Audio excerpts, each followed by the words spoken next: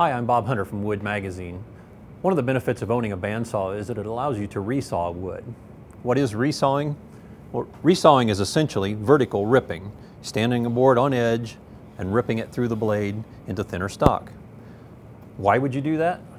A number of reasons. Well, first of all, you can take a piece of exotic or pricey wood, such as this mahogany, and it allows you to turn it into thinner stock. For example, if I wanted to turn this, make two pieces a 3/4, I can just, rather than planing it down to a 3/4 inch, I can rip it in half, and I've got two pieces of 3/4 there. So I get better use of my stock. It also saves wear and tear on your blades and on your other cutting tools, such as your planer and on your sanding belts. Another reason to resaw is that you can do book matches, where you rip a board in half, flip it like this, and you get a nice symmetrical match. I'll show you more about that in a minute. Another reason is that you can saw thin veneers, and you could bend around a form, or you can apply to a substrate to make it look like solid wood. Now let me show you a few tips on how to resaw. Before we start resawing, you need to tune up your bandsaw to make sure that it's in peak condition and ready to make the best cuts possible. I've already got this one tuned up, but I'll show you some of the things that I did. First, you open up the doors to get access to the blades and the wheels. Now with the blade off and the saw unplugged, take compressed air and just blow out all the dust, vacuum it out, get everything out of there that you can. Take some mineral spirits on a rag and clean the tires on the wheels to get all that kind of build up that gets on there. That you get a clean tire, it gets better traction for the blade. So get those good and clean. Then you want to move toward a blade selection. Now you've got several choices with bandsaw blades, and you want to pick one that's just right for resawing. This is a 1/4 inch, 6 tooth per inch blade that most people tend to leave on a bandsaw for curve cutting. It's great for that. Not as good for resawing because it cuts slower. It'll leave a smoother cut, but it cuts pretty slow, and it's hard on the blade. So that's not a good option. This is a better option. This is a 1/2 inch blade, 3 teeth per inch. It's a good resawing blade. Not as good for curve cutting unless you're doing large things, so you don't leave it on as much on your saw, but great for resawing. What I have on the blade, or on the saw now, is actually a wood slicer blade. It's a thinner kerf than this one I have here.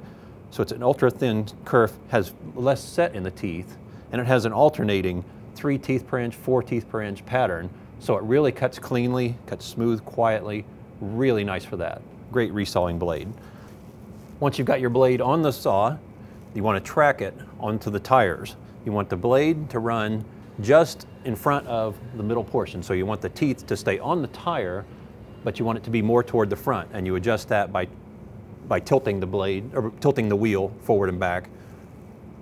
Then after you've got it tracked, what you want to do is set the tension. That's set up here with this knob. And to do that, the best way is, because you can't always count on the tension gauges that are on a bandsaw, here's a quick and easy way to do it. Take a square, any kind of a square, and set it about a 1/4 inch from the blade, and just take your thumb and push into there. And when you can just about touch the square, that's the right amount of tension. Okay, that's just right. That's the correct amount of tension that we need for the saw. So you're good to go there. Next thing you need to do then is to set your blade guides. You've got upper guides and lower guides below the table. Each has 2 side guides. Some saws will have 4, but and then it also has a thrust bearing behind that the back of the blade runs against. So you need to set those, get those set up perfectly so it holds the blade and keeps it from twisting and tracking offline. So get those set good. Okay, you want to square the table to the blade sideways and back to make sure that you're going to get perfect parallel cuts when you're making this. Okay, and then the final thing you want to do is hook up dust collection to your saw to keep as much of the dust out of this cabinet as you can. Keep it off the blade, off the tires. That'll help your saw run cleaner, faster, and smoother. Some bandsaws come with a fence as standard equipment, but if your saw doesn't have a fence, we can show you an easy way to do it just using a makeshift fence. Now we're going to resaw today using just a plain old 2x4 board that I'm going to clamp to the table. So before we do that though, we need to know, does our saw have any blade drift to it? So we're going to test for that first. So what I'm going to do is to set it up just about 3 or 4 inches from the blade, nothing magical here. Just set it up with kind of square. Clamp it to the fence. Clamp it to the table, I'm sorry. Okay, now that fence is set square to the table. So we're going to rip a piece of wood and find out what our blade drift angle is. So the first thing I want to do is to lower the top blade guide, get it down close to the workpiece so that that holds the blade tight and helps control the drift if there is any, helps control any blade twisting.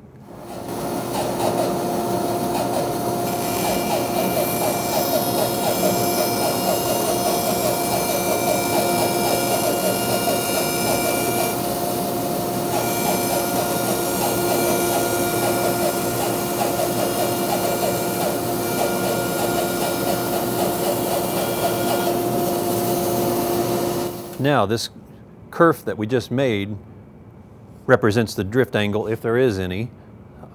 Then if there's any deviation from 90 degrees from a perpendicular cut, that blade or that drift will show in that angle. So what I want to do is use this piece, set that aside. I want to take a sliding T Bevel and I want to capture this angle.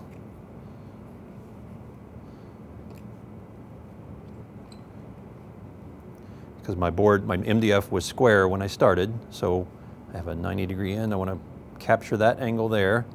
Now that represents the drift angle, if there is any. I no longer need that board, so I'll set that aside. And now I'll use this to set my fence by doing that and bring it in to do it.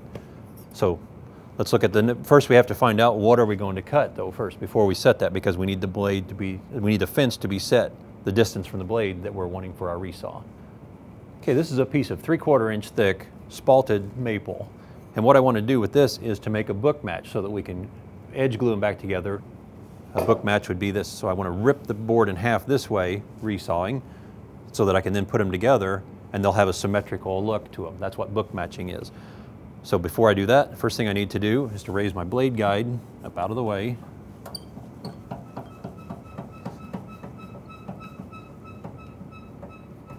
Set it just above the height of my board, lock that in place. Okay, now that I know I'm going to be resawing to the middle of a 3/4 inch board, I want to set this fence at 3/8 of an inch from the blade. Get it close to the drift angle. Okay, I want to put a back clamp on, because this is the hardest one to get on sometimes without moving the fence, so get this one clamped in place.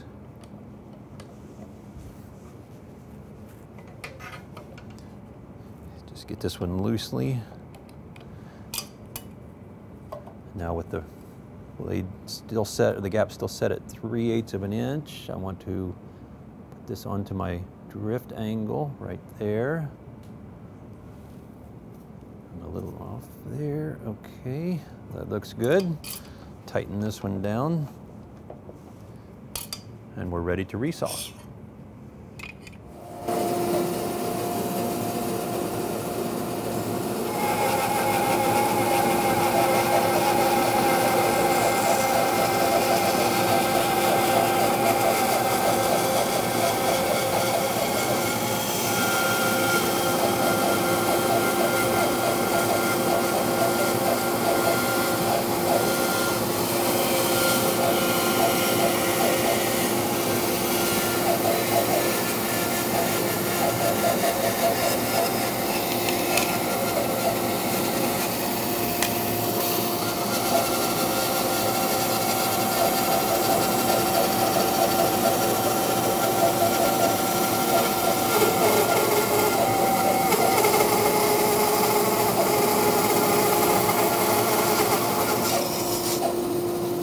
Okay, now that we've resawn our board in half, we can open it up to see what a book match looks like. So you can put these two together in a panel. Well, this isn't necessarily a great pattern, so what we can do is you can look at it from the other side. Flip the board around, book match it again, and now you see you got a little bit better symmetrical pattern that you can glue together to make one larger panel, or you could put these separate in adjoining door panels so that they would look close to the same. Just a nice way to experiment and work with exotic woods or any highly figured wood in this case the spalted maple. Okay, now I'm going to set up the saw to resaw 1/8" veneers off of this oak board. So I'll loosen my clamps.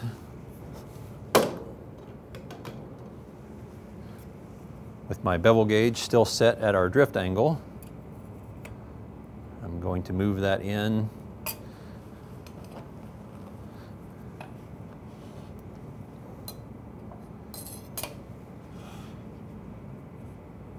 Let me move this over here. Move this into an 1/8".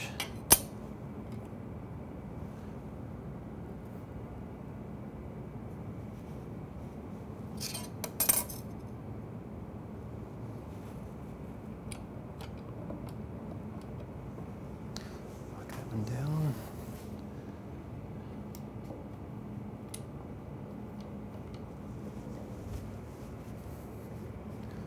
Just double check, make sure I'm still there. Okay, looks like we're good. Okay, we're good to go.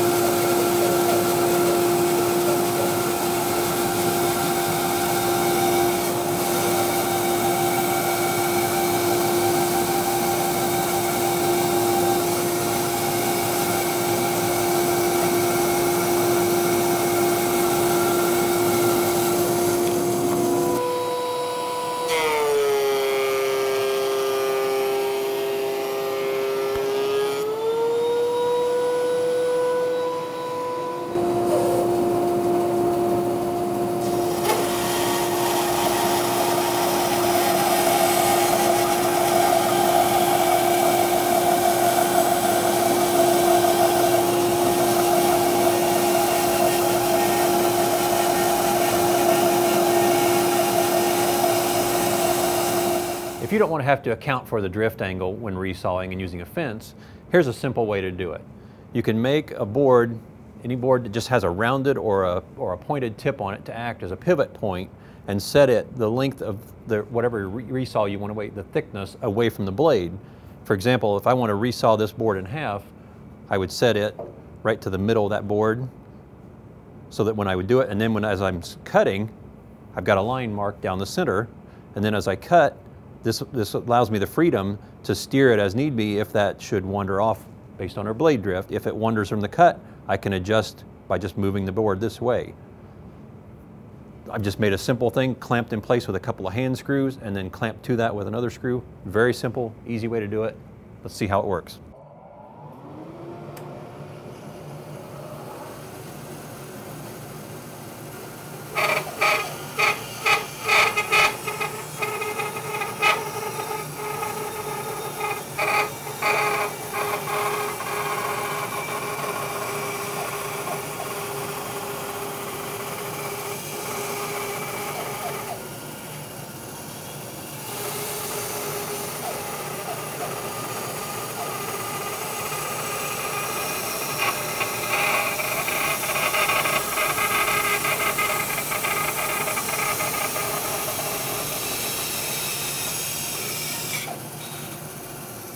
Can you bend a 1-inch board like this? Well, sure you can, if you cut it into strips first. With this piece here, we took a 1-inch thick piece of maple, cut it into 6 strips, about 1/8 of an inch thick, put them between these two forms, clamped it together with these two clamps, put glue in the middle, and by the time when it dries and you release the clamps, this will maintain that form. It's an interesting way to do it. You just resaw the 1/8-inch strips on your bandsaw.